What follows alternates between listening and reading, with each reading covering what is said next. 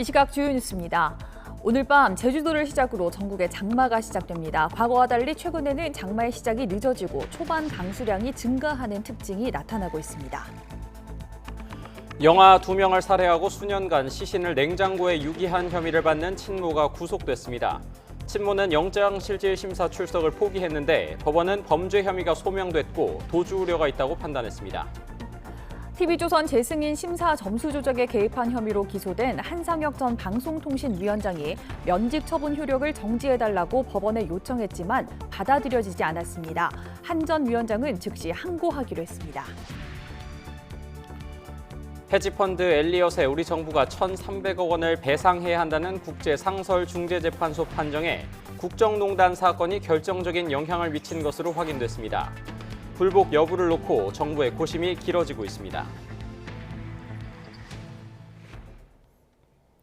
여러분 안녕하십니까? 토요일 굿모닝 YTN 시작합니다. 오늘 밤 제주도를 시작으로 전국에 장마가 시작됩니다. 제주도는 예년보다 엿새, 내륙은 하루에서 이틀 정도 늦은 건데요. 과거와 달리 최근에는 장마의 시작이 늦어지고 초반 강수량이 증가하는 특징이 있습니다. 김민경 기자입니다. 가로등 아래로 강한 빗줄기가 쏟아지고 비바람에 아름드리 나무도 세차게 흔들립니다. 지난 2021년 7월 3일, 예년보다 보름 정도 늦게 전국이 동시에 장마권에 들었습니다. 올해도 마찬가지입니다. 2년 만에 전국이 동시에 장마권에 들었지만 제주도는 예년보다 엿새, 내륙도 하루에서 이틀 정도 늦은 장마의 시작입니다. 최근 기후변화로 인해 장마철의 특징이 점차 달라지고 있는 가운데 특히 2000년 이후에는 장마철의 강수가 시작과 종료가 모두 늦어지는 특징이 나타나고 있습니다. 적은 양의 비가 자주 내렸던 과거와 달리 장맛비도 집중되는 시기가 뚜렷해졌습니다. 1994년 이후 장마 초기인 6월 하순에서 7월 상순의 강수량이 과거보다 늘었습니다. 이와 함께 장마가 끝난 뒤인 8월 초의 강수량도 증가했습니다. 이번 장마도 시작부터 집중호우를 동반할 걸로 예고된 만큼 저지대와 하천 범람, 농경지 침수, 배수구 역류 등 비 피해에 대한 지속적인 대비가 필요합니다. YTN 김민경입니다. YTN은 장마철을 앞두고 수해 위험 지역을 찾아 점검하는 기획 보도를 이어가고 있습니다. 올해는 전 세계 해수면 온도가 관측 이래 최고치를 기록하면서 집중호우와 함께 매우 강한 태풍이 상륙할 가능성도 있는데요. 해안가 지역은 선박과 해양 사고에 각별한 주의가 필요합니다. 오선열 기자입니다. 거센 비바람이 덮친 목포 앞바다. 1200톤급 대형 해상 크레인이 바다를 표류합니다. 구둣과에 묶여 있었지만 밧줄이 끊기면서 무인도까지 떠밀려간 겁니다. 전남 서남해안은 매년 여름철 집중호우와 태풍으로 크고 작은 선박 사고가 잇따랐습니다. 태풍이 많이 올라오고 그러면 배가 아마 이제 뭐 파손이 있다든지 그러면 그게 제일 걱정되죠. 하고 이렇게 줄 전부 매놓고 이제 사람이 전부 이제 배 선주들이 지키고 있어야 돼. 올해 세계 평균 해수면 온도는 20.9도로 역대 최고치를 기록하고 엘니뇨까지 더해지면서 긴 장마와 강한 태풍이 예상됩니다. 최근 10년 동안 우리나라에 영향을 미친 태풍은 평균 4건에서 5년 평균 4.8건으로 증가 추세입니다. 비바람의 영향을 가장 크게 받는 해안가 지역은 만조 시기와 겹치면 폭풍해일까지 발생할 수 있는 만큼 선박을 단단히 동여매는 등 안전 관리에 신경 써야 합니다. 염도가 높은 바닷물에는 헛줄이 금세 낡아 쉽게 끊어질 수 있기 때문에 수시로 점검하는 것도 필수입니다. 또 오랜 기간 방치된 선박을 미리 파악해 대비하고 사고를 유발할 수 있는 그물과 어구들도 안전한 곳으로 옮겨야 합니다. 해양경찰도 장마와 태풍 내습 시기에 맞춰 구조 대응 태세 유지와 순찰 활동을 대폭 강화했습니다. 해양 종사자께서는 실시간 기상 정보 확인과 함께 선박 및 관련 시설물에 대한 안전 점검 등 피해 예방에 힘써 주시고 태풍 등 기상 위험 상황 시 해안가, 저지대, 방파제 출입을 자제해 주시기 바랍니다. 기후변화로 더 범람하는 자연재해, 미리 알고 대응하면 소중한 목숨도 지키고 재산 피해도 줄일 수 있습니다. YTN 오선열입니다. 경기 수원시 아파트에서 영아 시신 2구가 발견된 사건과 관련해 숨진 아기들의 친모가 구속됐습니다. 법원은 범죄 혐의가 소명됐고 도주할 우려가 있다며 영장 발부 이유를 설명했습니다. 고 씨는 2018년 11월과 이듬해 11월 여아와 남아를 출산한 뒤 하루 만에 살해하고 자신의 집 냉장고에 유기한 혐의를 받고 있습니다. 영아 2명 살해 사건이 발생한 경기 수원시가 출생 신고가 이뤄지지 않고 소재 파악도 안 되는 영유아 1명에 대한 수사를 경찰에 의뢰했습니다. 경기 수원시는 의료기관에서 출산과 예방접종 기록은 있지만 출생 신고가 안 된 영유아 1명에 대해 경찰 수사를 의뢰해둔 상황입니다.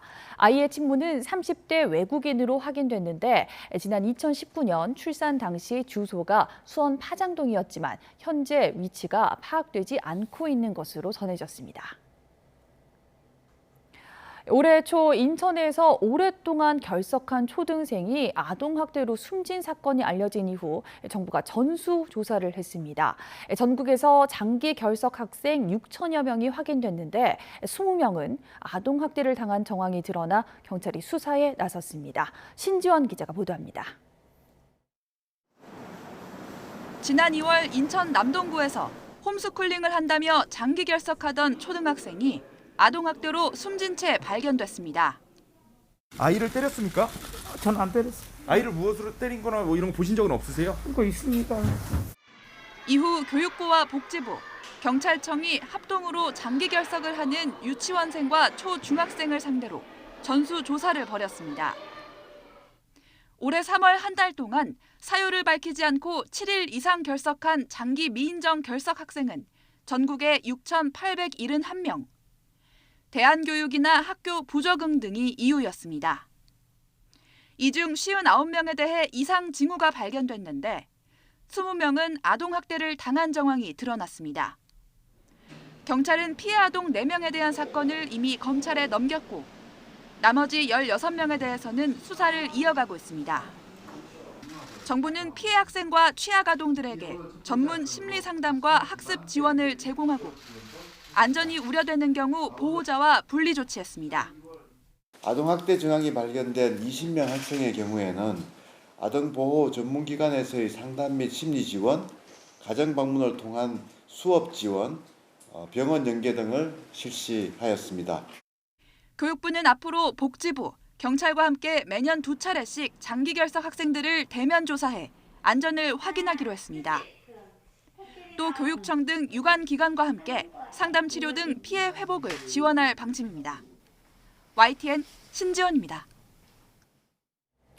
출생 신고가 안 된 아기들이 살해되거나 버려진 사례가 잇따라 알려지면서 정치권은 관련 제도 보완에 나서겠다고 입을 모았습니다. 국민의힘과 민주당 원내대표의 발언 각각 들어보시겠습니다. 너무나 슬프고 충격적인 일입니다. G8 후보로 거론되고 있는 대한민국의 수치입니다. 누구를 탓하기에 앞서 책임 있는 공당으로서 부끄럽고 죄송한 마음입니다. 국민의힘은 정부와 함께 이번 사태의 원인을 철저히 조사하고 다시는 이런 일이 재발되지 않도록 근본적인 재발 방지책을 마련하겠습니다. 근본적으로는 아기를 낳으면 국가의 지원을 받아서 잘 키울 수 있을 것이라는 믿음을 국민들에게 주는 것이 중요합니다. 민주당이 이런 끔찍한 일이 우리 사회에서 일어나지 않도록 제도를 보완하는 데 최선을 다하겠습니다.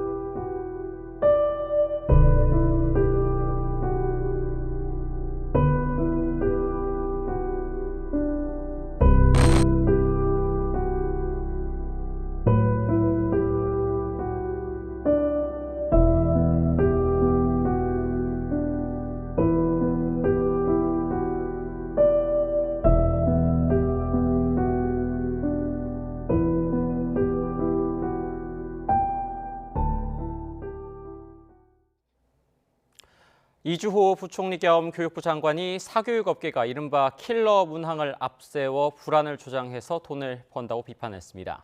그런데 불안을 조장하는 게 비단 킬러 문항뿐일까요? 수시부터 정시까지 어떻게 원서를 내야 할지 모르게 복잡해진 현재의 대입제도와 수시로 바뀌는 교육 정책도 원인으로 지목됩니다. 김현아 기자입니다.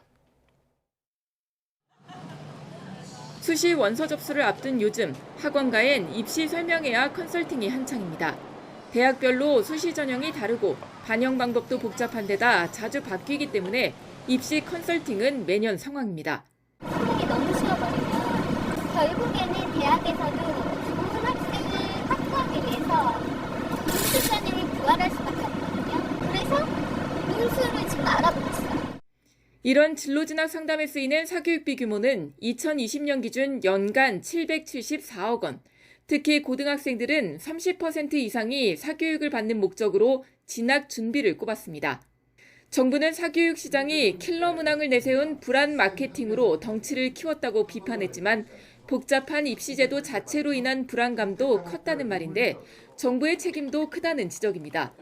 통합형 수능 이후 선택 과목별 점수와 산출 방법을 공개하지 않아서 모두 사교육 업체가 내놓은 데이터를 찾을 수밖에 없습니다. 평가원은 정답률이나 문제 해설도 공개하지 않아 이 역시 사교육 업체의 도움을 받아야 하는 겁니다. 대입 관련 통계들도 정부는 숫자만 나열할 뿐 이걸 가공해 수험생이 활용할 수 있게 만드는 것도 모두 입시 업체들이 맡고 있습니다. 사교육 기관에 의한 정보에 의존하다 보면 사교육에 의존한 정도가 높아지기 때문에 정부에서 또는 공신력이 있는 기관에서 많은 데이터를 제공해서 그에 기반한 계획, 진로 계획을 만드는 것이 중요하다라고 생각이 됩니다. 또 배운 것 안에서 출제해 공정 수능을 회복한다는 원칙과는 별개로 수능 5달 전에 갑자기 대대적인 수능 변화를 예고한 이런 예측 불가능한 정책 역시 수험생들의 불안감을 부추겨 사교육 시장으로 향하게 한다는 지적입니다. YTN 김현아입니다. 교육과 교원단체가 대학 수학능력 시험의 이른바 킬러 문항 출제를 방지하는 법안을 통과시켜야 한다고 주장했습니다.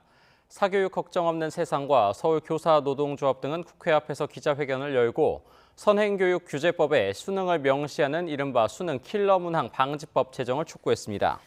앞서 더불어민주당 강민정 의원이 2021년 9월 수능 킬러 문항을 방지하는 선행교육 규제법 개정안을 발의했지만 국회에 계류 중입니다. 학교 등 교육기관에서 쓰는 교육행정정보 시스템 4세대 나이스가 개통 첫날부터 오류를 빚은 가운데 다른 학교 시험 정답까지 유출되면서 혼란이 커지고 있습니다. 이와 관련해 서울교육청과 경기교육청 등 시도교육청은 각 학교 시험 문제 유출에 대비해 시험 문항과 답지 순서를 바꾸라는 공문을 보낸 것으로 알려졌습니다. 공문에는 4세대 나이스 일부 기능의 출력 과정에서 다른 문서가 출력됐다면서 26일 이후 시험을 치르는 학교의 문제와 답안 순서를 변경하는 등 조치하라는 내용이 담겼습니다. 4세대 나이스는 교육부와 한국교육학술정보원이 인공지능과 빅데이터 기반의 신기술을 적용해 개발한 시스템입니다. TV조선 재승인 심사에 개입한 혐의로 기소된 한상혁 전 방송통신위원장이 면직 처분을 정지해달라고 법원에 낸 요청이 받아들여지지 않았습니다. 서울행정법원은 대통령실의 면직 처분으로 한상혁 전 위원장에게 회복하기 어려운 손해가 예상되지만 한 전 위원장이 직무를 계속 수행할 경우 방통위 심의 의결 업무에 대한 사회적 신뢰가 떨어질 위험이 있다고 판단했습니다. 한상혁 전 위원장은 불복해 즉시 항고를 결정했습니다. 한 전 위원장 측은 기각 결정 이후 입장문을 냈습니다. 재판부가 종합편성 채널 평가 점수 수정 처분 내용이 사실과 다른지는 본안 소송에서 다퉈봐야 한다면서도 이를 이유로 한 전 위원장이 소속 공무원 감독 의무에 소홀했다고 판단한 건 논리 모순이라고 주장했습니다. 불법 자금과 사생활 논란 등으로 국민의힘 탈당과 총선 불출마를 선언한 황보승희 의원 사태를 두고 당 안팎에선 본격적인 물갈이의 신호탄이 될 수 있다는 관측이 나오고 있습니다. 당 지도부는 연일 시스템 공천을 강조하고 있습니다만 전통적인 강세 지역에 기반을 둔 의원들 사이에서는 위기감도 감지되고 있습니다. 이종원 기자입니다. 지난 19일 황보승희 의원은 입장문을 통해 국민의당 탈당 의사를 밝히면서 선당 후사를 명분으로 내걸었습니다. 내년 총선 불출마도 선언했습니다. 불법 정치자금 수수 의혹, 사생활 논란 등과 관련해 결자 해제하겠다며 낮은 자세로 성찰하고 윤석열 정부 성공을 바란다는 메시지를 담았습니다. 돈봉투 의혹 등 민주당의 도덕성을 공격해온 당의 부담을 덜기 위해 어쩔 수 없는 선택을 했을 거란 분석이 많습니다. 깊은 고뇌 끝에 선택을 하셨을 것으로 생각하고, 그러나 그 결정에 대해서는 당의 입장에서는 존중할 수밖에 없지 않겠냐. 이후 당 안팎에선 내년 총선을 앞두고 집권 여당의 이른바 텃밭 물갈이가 본격화되는 것 아니냐는 관측이 제기됐습니다. 이번 달 초만 해도 국민의힘 지도부는 황보 의원 의혹에 신중한 입장을 보였기 때문입니다. 오래전부터 경찰에서 수사를 하고 있는 걸로 알고 있고요. 어떤 이유에서 지금 시점에 그 기사가 보도가 됐는지는 여러분들이 판단해 주시고요. 경찰 수사 결과가 나오면은 당에서 조치할 사항이 있으면 조치할 겁니다. 실제로 황보 의원의 지역구인 부산 중구 영도구는 검사 출신 인사 등의 출마설이 벌써 돌고 있습니다. 황보 의원이 밀려난 자리를 여권 핵심과 가까운 새로운 인물들이 노리고 있다는 얘기들도 심심치 않게 거론됩니다. 이렇다 보니 국민의힘 강세 지역인 영남권 의원들 사이에선 다음은 자기 차례 아니냐는 위기감이 커지는 분위기입니다. 일단 지도부는 대통령 뜻까지 강조하며 파장 차단에 주력하고 있지만 대통령 용산의 뜻이 어떠냐 이런 말씀들을 많이 주시는데 용산의 뜻도 똑같습니다. 검사공천하겠다, 검사원급하겠다는 생각은 추호도 없다라고 제가 명확하게 말씀드릴 수가 있습니다. 그걸 가지고 무슨 또 괴담을 만들어서 또 특정인이 마치 기획해가지고 하는 것처럼 이렇게 하는데 그건 괴담이고요. 전혀 아닙니다. 사생활의 영역이고 안타까운 일입니다. 윤석열 대통령 측근 인사들 가운데 상당수가 영남권 출신인 만큼 당내 어선한 기류는 쉽게 가시지 않는 모습입니다. 이런 상황에서 당 지도부는 당협위원장이 공석인 36곳을 대상으로 위원장 공모 절차에 들어가는 등 조직 정비에 속도를 내고 있습니다. 일단 빈자리를 채운 뒤에는 현직 당협위원장을 상대로 강도 높은 당무감사도 예고했습니다. 그 결과에 따라 당협위원장직을 겸하고 있는 현역 의원들도 교체 대상에 오를 수 있다는 전망이 적지 않습니다. 자연스레 내년 총선 공천심사 과정에도 영향을 미칠 수밖에 없는 만큼 국민의힘 의원들은 촉각을 곤두세우고 있습니다. YTN 이종원입니다. 베트남을 국빈 방문 중인 윤석열 대통령이 권력 서열 1위인 응우엔 푸종 공산당 서기장 등 최고 지도부와 연쇄 회담을 진행했습니다. 윤 대통령은 쫑 서기장과 만나 포괄적 전략 동반자 관계에 걸맞게 한 베트남 사이 협력을 최고 수준으로 강화하는 방향성에 대해 논의했습니다. 앞서 경제정책 등 행정을 총괄하는 판민진 총리와는 양국 경제 현안은 물론 베트남에 진출한 우리 기업이 원활하게 활동할 수 있는 지원 방안을 다뤘습니다. 윤 대통령은 부엉딩 후에 국회의장과 면담에서는 우리 국민이 겪는 애로사항을 전달하고 향후 베트남 국내법 재개정 때 우리 교민과 기업의 권익을 고려해달라고 당부했습니다. 베트남은 당 서기장을 중심으로 국가주석과 총리, 국회의장이 권력을 분점하는 집단 지도 체제를 갖추고 있습니다. 윤석열 대통령이 한국과 베트남 양국 100년의 번영을 위해 두 나라 미래 세대에 대한 투자와 지원을 계속 늘려가겠다고 강조했습니다. 윤 대통령은 하노이 국제 컨벤션 센터에서 열린 보반텅 국가주석 부부 초청 국빈 만찬에서 나라를 가깝게 잇고 새 미래를 여는 건 결국 양국 국민이라면서 오늘이 출발이 되길 바란다고 말했습니다. 이어 두 나라 밝은 미래의 주인공은 서울과 하노이, 부산과 호찌민을 왕래하는 청년이라면서 한국과 베트남의 우정을 지켜줄 우리의 미래 세대를 위하여라고 건배사를 했습니다. 윤석열 대통령은 베트남 순방 마지막 날인 오늘 양국 디지털 미래 세대와 대화합니다. 윤 대통령은 오늘 삼성전자 R&D 센터를 방문해 베트남 내에서 진행 중인 다양한 기술 협력 사례에 대해 보고받고 상생 협력 관계 구축 방안을 논의할 예정입니다. 윤 대통령과 부인 김건희 여사는 오전에는 보반텅 베트남 국가주석 부부 초청으로 현지 식당에서 조찬을 함께합니다. 윤 대통령은 오후 귀국길에 올라 프랑스 파리부터 이어진 4박 6일간의 순방 일정을 마무리합니다. 전남 완도에서 어업인들이 후쿠시마 원전 오염수 방류를 반대하며 해상 퍼레이드를 열었습니다. 한국수산업경영인연합회 등 지역 어업인단체 700여 명은 어제 전남 완도군 완도항에서 후쿠시마 원전 오염수 방류를 반대하는 집회를 열었습니다. 어업인들은 집회 이후 선박 200여 척에 원전 오염수 반대 구호가 적힌 현수막을 내걸고 완도 앞바다를 무리지어 운항하며 단체 행동도 벌였습니다. 전남 어업인 단체들은 완도를 시작으로 각 지역에서 원전 오염수 방류 반대 행동을 펼쳐나갈 계획입니다. 일본 원전 오염수와 관련한 논란이 지방기초의회까지 번지고 있습니다. 지방의회마다 결의안 채택 등을 놓고 갈등을 빚는 가운데 노트북에 방류 반대 문구를 붙인 시의원에게 시의회가 징계 절차를 밟기로 했습니다. 지환 기자입니다. 지난 13일 강원 춘천시의회 행정사무감사 더불어민주당 나유경 의원이 노트북에 문구를 붙였습니다. 후쿠시마 오염수 방류는 절대 안 된다는 내용입니다. 나 의원 노트북은 시의회 중계화면을 통해 노출됐습니다. 그러자 국민의힘 시의원들이 더불어민주당을 비판하는 피켓을 부착하며 맞불을 놨습니다. 여기서 끝이 아니었습니다. 춘천시의회는 의장 직권으로 나 의원에 대한 공식 징계 절차를 밟기로 했습니다. 문구 내용이 감사와 무관하고 회의 질서를 문란케 했다는 게 이유였습니다. 야당 반발 속에 논란은 이어졌고 결국 본회의를 앞두고 징계 회부 안건은 철회됐습니다. 하지만 본회의에 참석한 나 의원이 징계 회부 시도 자체를 비판하는 발언을 쏟아내자 노트북에 후쿠시마 오염수 방류 안 된다는 문구를 붙였다고 해서 일부 동료 의원들은 망언과 괴담에 앞장선다며 저를 윤리위원회에 해고하여 징계 여부를 논했다는 것에 안타까움을 금치 못했습니다. 다수당인 국민의힘 소속 의원들은 즉각 반발했습니다.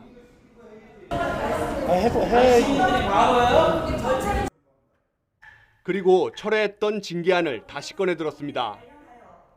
오로지 시민을 선교하는 기초위원이 책무를 잃어버리고 중앙 정치의 선동에 휘갈리는 경거망동의 운을 범하지 말 것을 다시 한번 당부드립니다.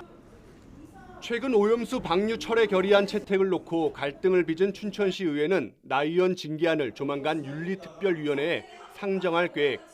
나 의원은 징계 의결 시 일단 재심을 요청하기로 했습니다. 여야 정쟁으로 비화한 후쿠시마 원전 오염수 방류 문제, 이젠 지방 기초의회까지 휘둘리고 있습니다. YTN 지환입니다. 대구경찰청이 어제 오전 9시에 시작한 대구시청 동인천사에 대한 압수수색을 4시간 만에 마쳤습니다. 경찰은 대구시 뉴미디어 팀이 대구시 공식 유튜브 채널에 올린 홍보 영상 원본을 비롯해 시정 홍보와 관련한 자료를 확보해 분석에 들어갈 방침입니다. 이번 압수수색은 2월 대구 참여연대가 홍준표 대구시장과 대구시 공무원들을 공직선거법 위반 혐의로 고발하면서 이뤄졌습니다. 대구시는 공식 유튜브 채널 대구TV를 통해 홍 시장의 업적을 알리는 영상을 수십 차례 올렸는데 분기에 한 번만 올릴 수 있는 공직선거법을 어겼다는 지적이 나왔습니다. 대검찰청과 서울중앙지방검찰청이 쓴 특수활동비 등 지출 기록 일부가 공개됐습니다. 시민단체 세금 도둑 잡아라 하승수 공동대표는 어제 대검찰청과 서울중앙지검을 찾아 2017년 1월에서 2019년 9월 사이 지출한 특수활동비와 특정 업무 경비, 업무 추진비 집행 내역과 증빙 서류를 넘겨받았습니다. 공개 자료는 16,000쪽이 넘는 분량으로 이 기간 김수남 문무일 전 총장이 재직했고 윤석열 대통령도 서울중앙지검장과 검찰총장을 차례로 거친 시기입니다. 하 대표는 검찰이 국민 위에 군림하는 권력기관이 아니라 세금을 어떻게 쓰는지 공개해야 하는 보통의 행정기관이라는 게 증명됐고 부당한 특수활동비 사용이 있었는지 검증하겠다고 밝혔습니다.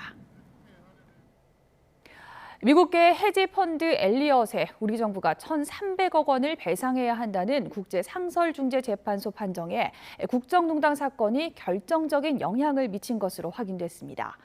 불복했을 때 얻을 수 있는 실익이 불확실하고 국정농단 판결을 부정할 수도 없는 처지여서 정부 고심이 길어지고 있습니다. 송재인 기자입니다. 엘리엇에 1,300억 원을 배상하라는 결정이 나온 지 사흘 만에 법무부가 판정문 분석 자료를 공개했습니다. 중재판정부는 2015년 삼성물산과 제일모직 합병으로 주주 이익을 침해당했다는 엘리엇 측 주장을 대부분 인정했습니다.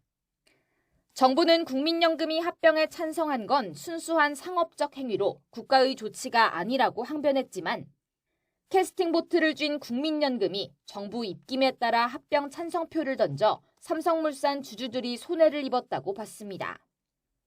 이 판단 근거가 문영표 전 복지부 장관과 홍완선 전 국민연금 기금운용본부장의 징역형이 확정된 박근혜 정부 국정농단 판결이었습니다.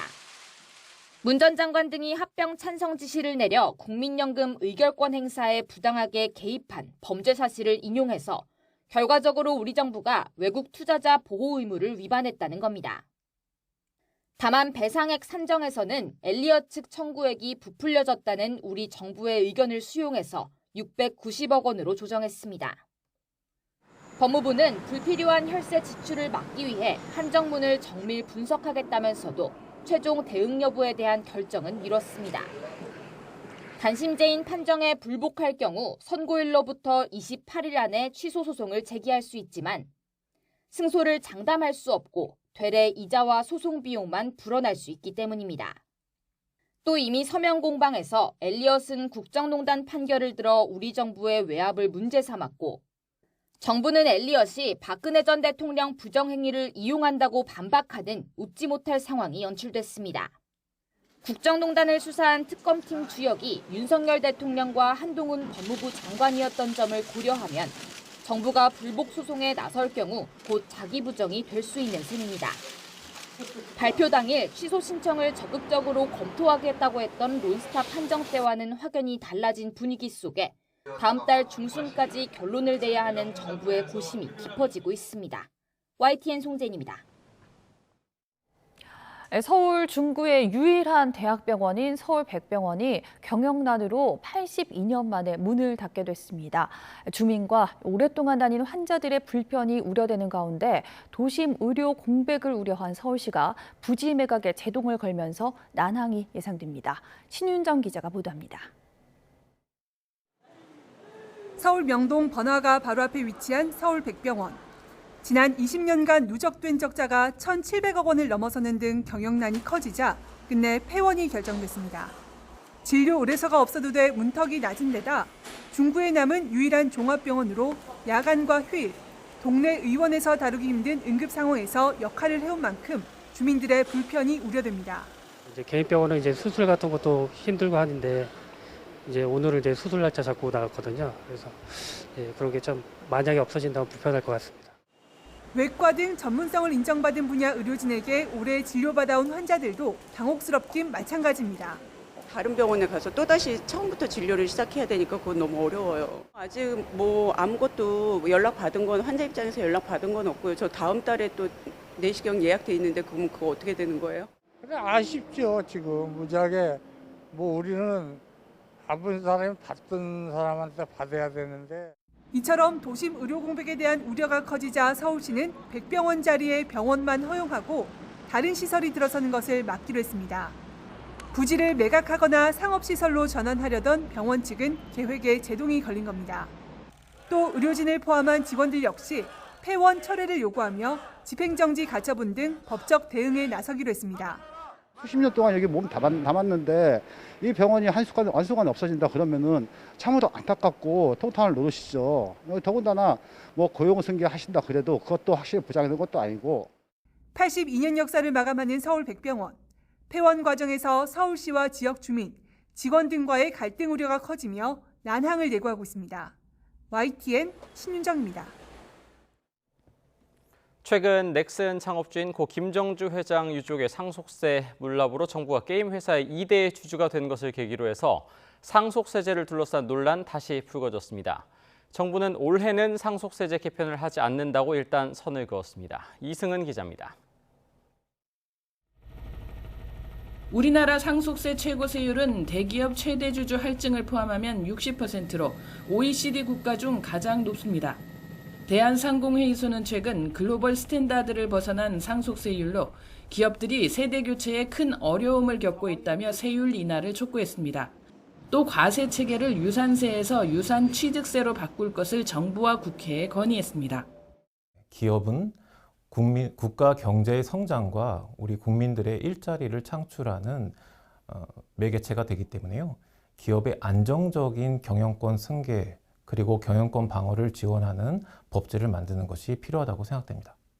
유산세는 과표 전체에 상속세를 매기는 방식이고 유산취득세는 상속인을 기준으로 과세하는 방식입니다.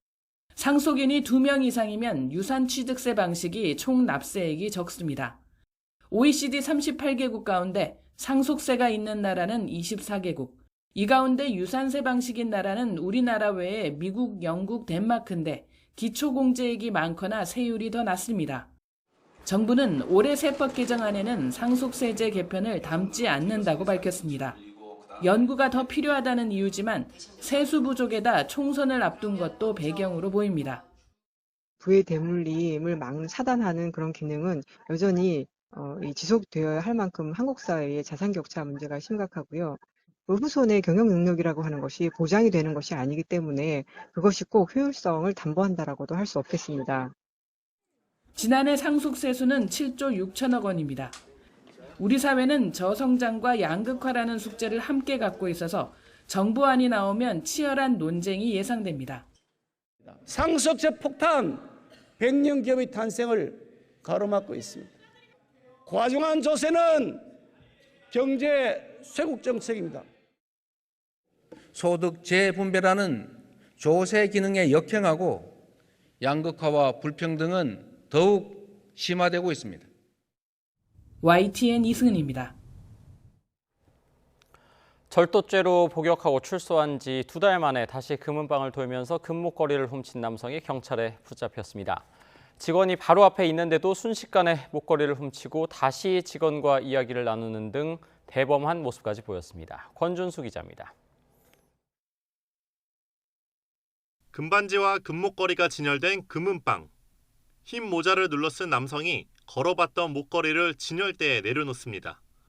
그러나 실은 손 아래 슬쩍 감춘 거였고 태연히 다른 목걸이를 들며 손 안에 아무것도 없는 것처럼 행동하기도 합니다. 맞은편 직원은 전혀 눈치채지 못합니다. 이 남성은 다른 금은방에서도 목걸이 무게를 재달라고 부탁하는 등 시선을 분산시킵니다. 점원이 잠깐 등을 돌린 사이 이번엔 휴대전화 아래에 금목걸이를 숨깁니다. 이렇게 지난달 20일부터 보름 동안 서울과 부산을 돌아다니며 귀금속 가게 7곳에서 금목걸이 7개, 2,200여만 원어치를 훔친 40대 A씨. 경찰은 피해 업주의 신고를 받고 추적 끝에 지난 13일 밤 경기도 안양에서 A씨를 붙잡았습니다. 전국에서 귀금속을 훔친 피의자의 범죄 수법이 매우 교묘하고 과거의 범죄 전력을 봤을 때 몇 회 범죄가 있을 거라고 판단했습니다. 그런 점에서 저희가 250여 대의 CCTV를 분석해서 추적했고요. 경찰은 A씨에게 피해를 입고도 모르는 가게가 더 있을 수 있다고 보고 추가 범행이 있는지 추궁하고 있습니다.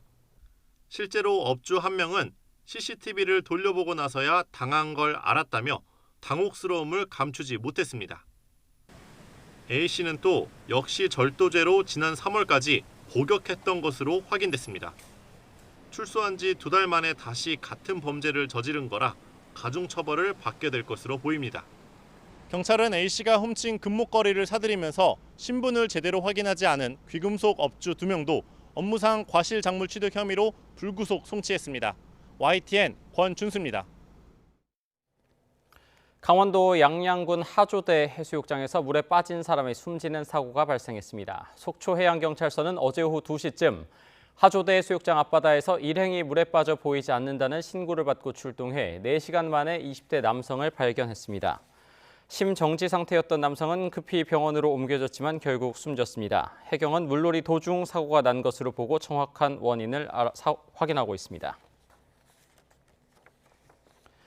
어제 오전 11시 반쯤 경기 고양시 탄현동에 있는 25층짜리 아파트 19층에서 이삿짐 운반용 사다리 차의 사다리가 갑자기 꺾이는 사고가 났습니다.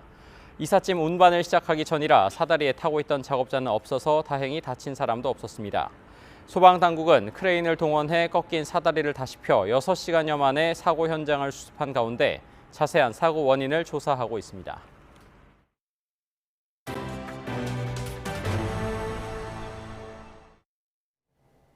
러시아가 우크라이나에서 점령 중인 자포리자 원자력 발전소에 대한 우크라이나의 공격 방지 대책을 국제 원자력 기구에 요구했다고 로이터 통신 등이 보도했습니다. 러시아 국영 에너지 기업 로사톰은 성명에서 라파엘 그로시 IAEA 사무총장과 회담을 통해 원전의 안전 보장 대책에 대해 논의하며 이같이 요구했다고 밝혔습니다.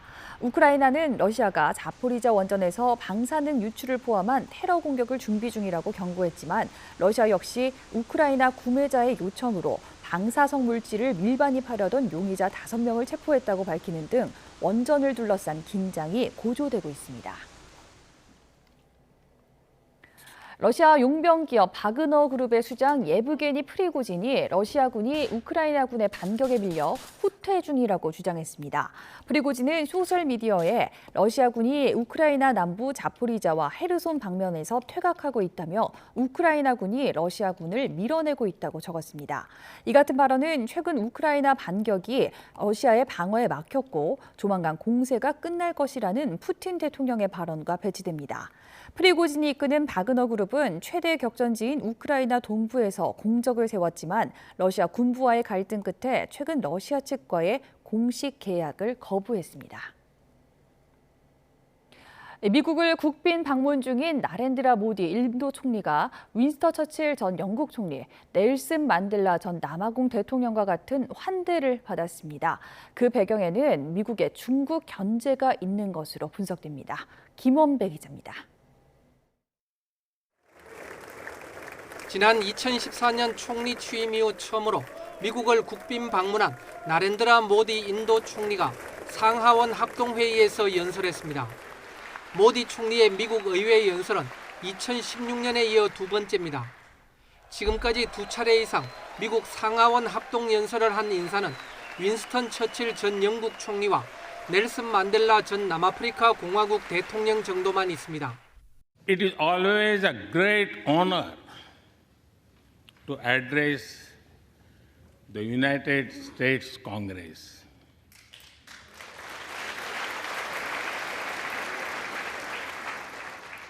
It is an exceptional privilege to do so twice.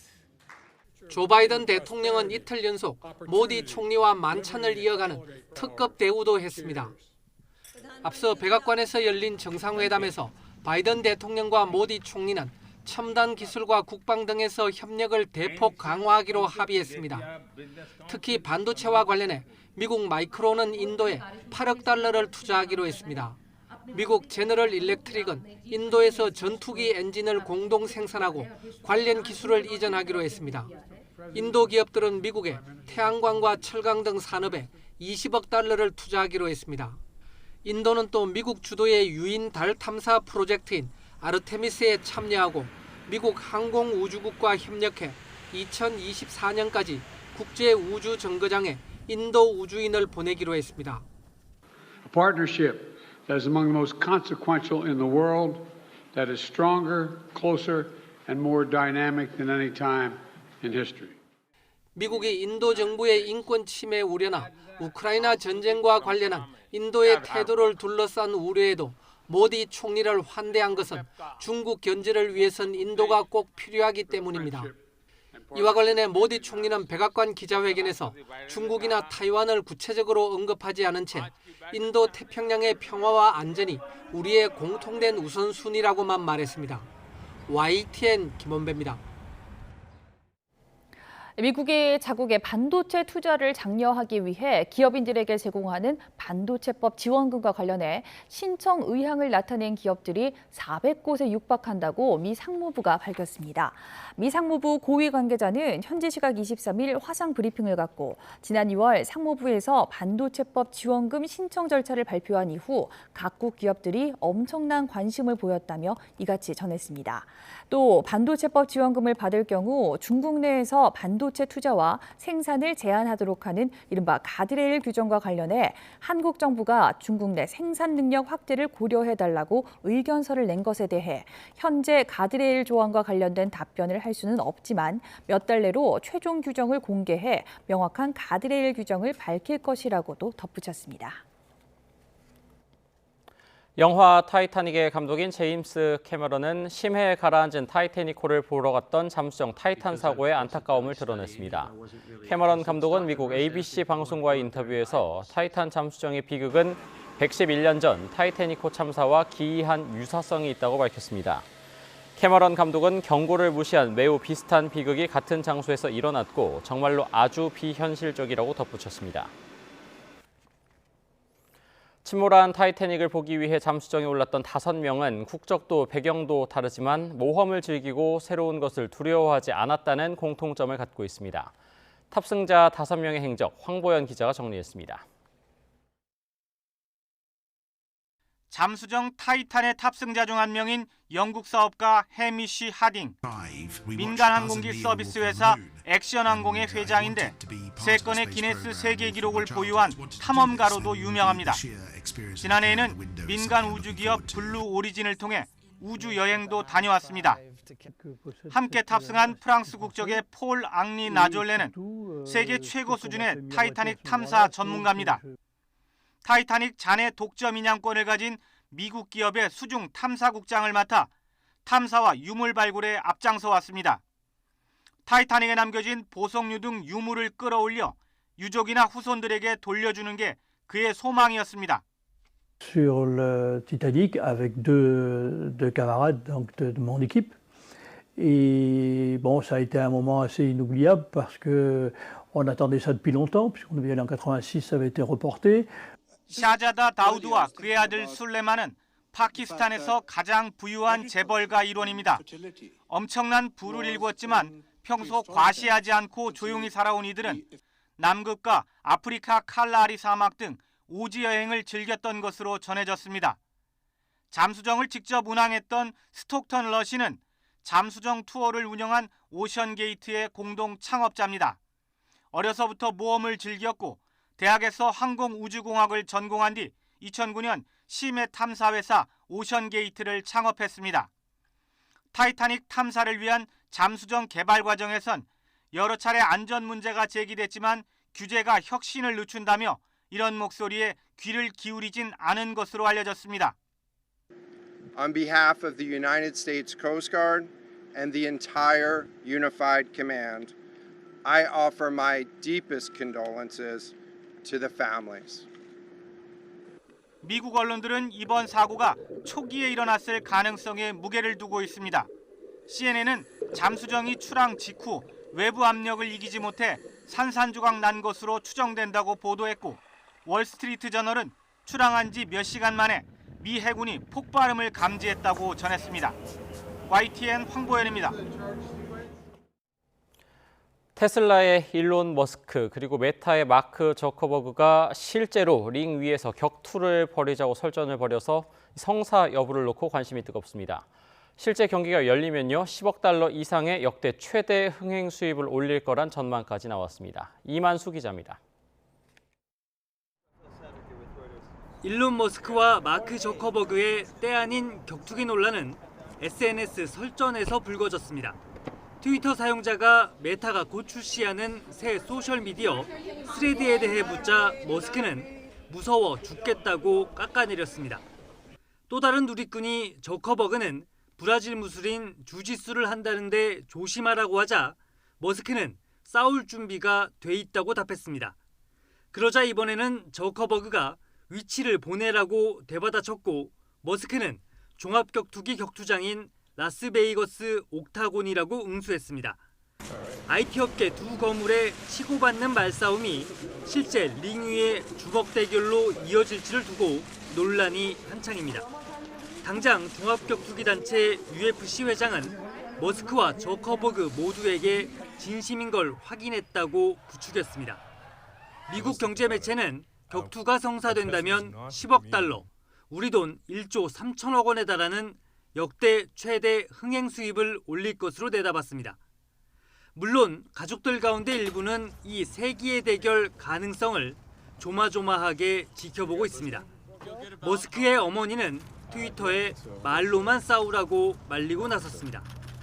하지만 벌써 승패를 건 도박 사이트까지 등장하는 등 관심은 뜨겁기만 한데 최근 주짓수 대회까지 출전한 저커버그의 승률이 80% 이상으로 머스크보다 높았습니다.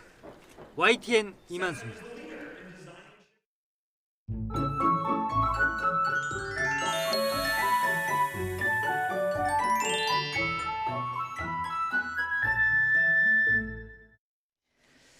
올해 첫 장맛비는 오늘 밤 제주도부터 시작합니다. 내일은 충청과 남부, 그리고 월요일인 모레는 전국에 확대하겠고요. 특히 남해안과 제주도에 100mm 이상의 폭우가 예상돼서 대비를 잘 해주시길 바랍니다. 내륙은 오늘도 불볕더위가 이어집니다. 경기 북부와 영서 일부에 폭염주의보 내려진 가운데 서울이 31도, 대전은 33도까지 오르겠는데요. 대기 불안정으로 소나기가 옵니다. 오후 늦게부터 저녁 사이 중부를 중심으로 5에서 40mm 정도의 소나기가 예상됩니다. 현재 기온은 서울이 22.8도, 대구가 20.8도고요. 낮 기온은 서울이 31도, 청주와 대전 33도까지 오를 것으로 보입니다. 다음 주 월요일과 화요일 그리고 목요일에 전국적으로 비 예보 들어 있습니다. 날씨였습니다.